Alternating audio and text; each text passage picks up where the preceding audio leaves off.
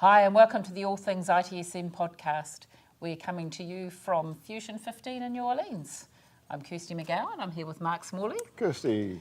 Carlos Casanova. Hello, Kirsty. And we're going to chat with Julie Moore now. Call me Julie. Jules. Jules. Jules. Okay, Jules.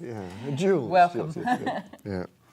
Yeah. One of the things that IT people certainly seem to struggle with is translating their efforts in terms of things that are really significant for the business. I gather that you've had some experience in that area.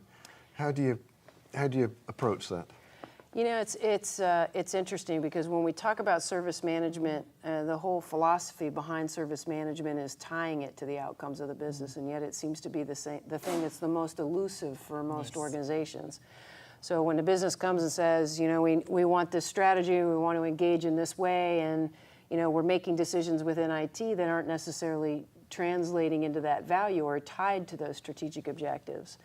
I recently finished a project where the organization said, you know, can you come help us improve our measurement? And I took a look at what they were doing, and the recommendation was that there's really nothing wrong with what you're measuring today. I can't really highlight anything that's relevant to improve. The problem is your data.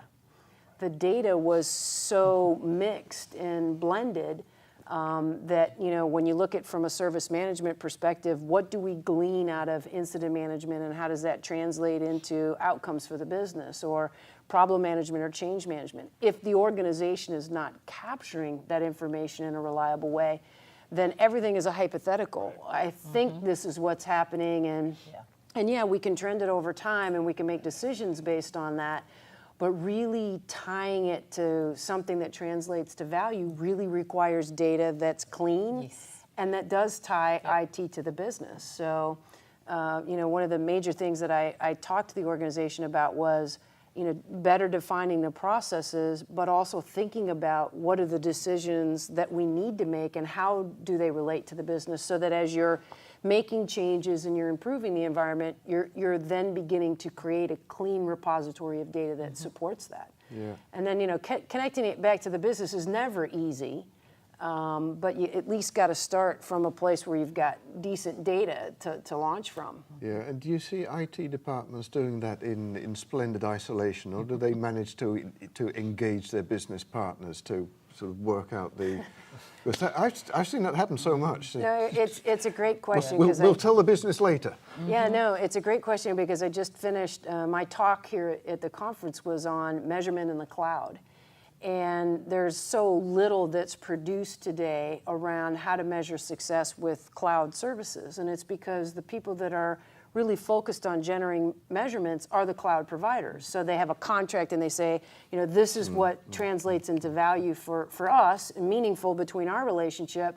And I'm like, well, hold on. Meaningful in terms of we're satisfying the contract. Exactly. And the money's going to come in. That's exactly. Right. But even though I put something into the cloud doesn't necessarily mean that I'm not still accountable for that part of the overall service delivery. So it's a very new area where we're talking about the customer cloud, your internal IT, your infrastructure cloud, and connecting all of that and putting your service management processes across that, and how important it is to think about that as a strategy ahead of the game. So that, you know, you're not just pushing stuff on the cloud to get the cost savings, which is important to the business, but at the same time, are you still getting your governance? Is the risk managed effectively? What's happening when you have incidents related to security or things like that? So it's never an easy equation, and we're our own worst enemy, right? Because we keep creating more complexity. And the reality is we should be more simplifying what we're doing and making targeted changes within the organization based upon reliable information that translates into that value to the business. So it's not easy, whether it's internal, external, or we just don't seem to put a lot of thought into it ahead of the game, which would really benefit us. Yeah. Well, you mentioned internal, external. One of the interesting topics that I think people are moving towards is exploring customer experience. How do you get your hands around that? Because increasingly we are trying to give the customers a great experience. What's your take on that? Customer experience is its own domain of knowledge. It's a very well-defined practice area, very much focused on external customers just across broad businesses, products and services, creating a brand and being able to carry that brand through all of your channels. Service management is fundamentally focused on customer satisfaction. How do we keep our customers happy? And there's a big difference between happy customers and engineering and experience. And one of the things that I've really kind of focused in this area is saying, okay, well, let's look at that theory of customer experience management and see how it translates into a service management world. And when I look at something like incident management, where you go from taking a call or creating a transaction through self-service, and the life cycle that we create in incident management, the resolution and the closure and how we're managing it. Customer experience is not about, making sure that you get a 4.5 on a 5.0 rating. It's about taking each one of those steps in that process and say, okay, what can go wrong right here? And what can we do to impact that? So if a customer comes in and their email is down, they're going to be upset. There's no way you can make them happy at that moment. Even if you smile or say something wonderful over the phone, they're unhappy, email went down. Customer experience management says we're going to have those ebbs and flows. And what we need to do is acknowledge when something negative happens and apply something that we can do to change that person's perception of that event, so that at the end of that experience, we have someone who's an advocate. And so service management just it's more of an outcome based, and let's apply willy-nilly along the way to try to make people happier, when the reality is in incident management, when they call in, they are not happy. I mean, things have gone down. And I had an experience a couple of weeks ago flying back from a client site. We were delayed, it was 15 minutes, and the gate attendant was, doing a great job keeping everyone informed. But there was just a certain point that she just wasn't aware of what was going on, why it was delayed and whatnot. And the pilot eventually came on and just totally open, totally transparent. I wasn't happy that it was 2 hours later, but you know what? The frustration with the airline being delayed pretty much went away. To the point that I tweeted, I don't know if it was Delta or United or whatever, basically the pilot did, the ideal job and, just settle, and everyone was, they were satisfied. They weren't happy they were going home late, but the experience was no longer a real frustration, like, I'm running late. It was, it was bad, but it was okay. Yeah, you can really turn around a bad experience and actually win support from your customers by handling it properly. And I'll take that example and I'll say that I've been on plenty of airlines where they go and they communicate and that turns it into a worse situation. Like you want to know that the airplane has parts that aren't working. Right. Oh, gee, let's take off now. And that's important because there is a distinction. We're just not communicating. We're owning that experience at that moment and we're converting it to a positive one. So it's just enough information to make you feel better about what's going on, or at least making it informed, but not turning it into more of a negative situation. So, and it's, when you see great products and services that are incredibly well branded, that customer experience from the day you look at an Apple product, the packaging. From the second you look at the packaging, everything about that is an experience. They do that incredibly well, but it carries through to their website, it carries through to the user interface, it carries through to their support organization.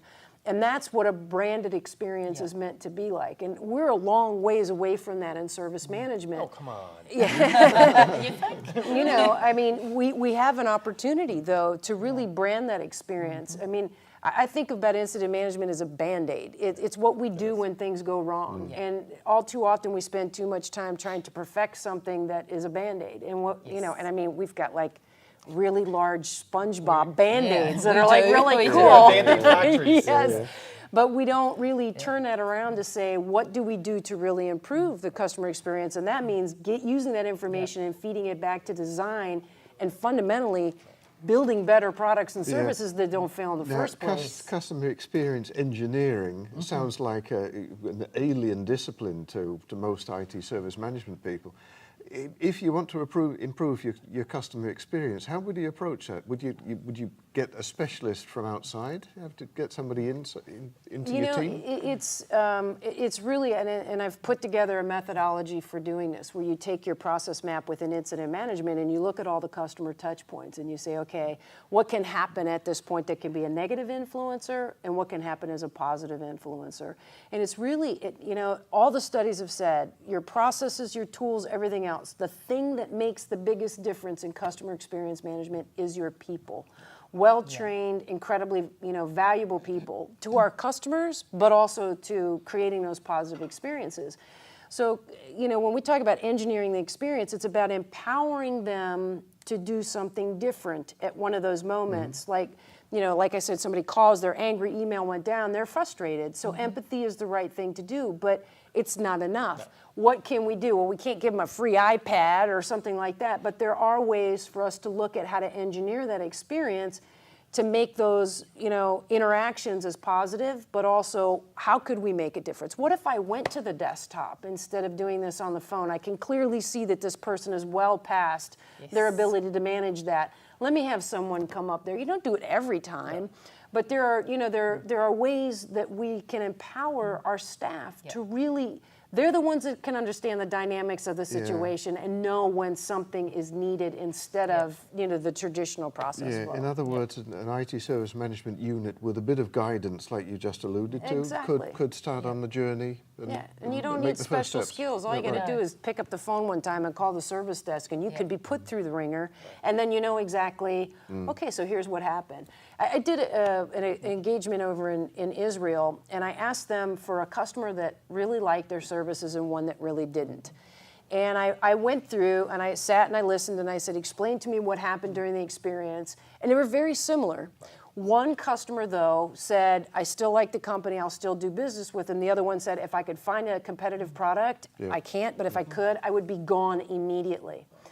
And I took these two and I said, to their management, look at the differences between here, look at what made the difference. They were pushing everything through self-service, and all that happened was the engineer picked up the phone and called them. And their model didn't support it, and financially it was more expensive to do, but it changed an experience. And it kept a customer. And the executive said to me, but this isn't a representative sample of all of our customers. And I said, but it is an example of what can go right and what can go seriously wrong. And there's a lot to be learned about how do we as an organization empower people to keep them in the upswing, moving towards something that's much more positive. It's a different situation every time. To think that a cookie cutter process is somehow going to create happy customers at the end of it every time, it's just not going to happen. Yep. Well, thank you, Jules. Yeah.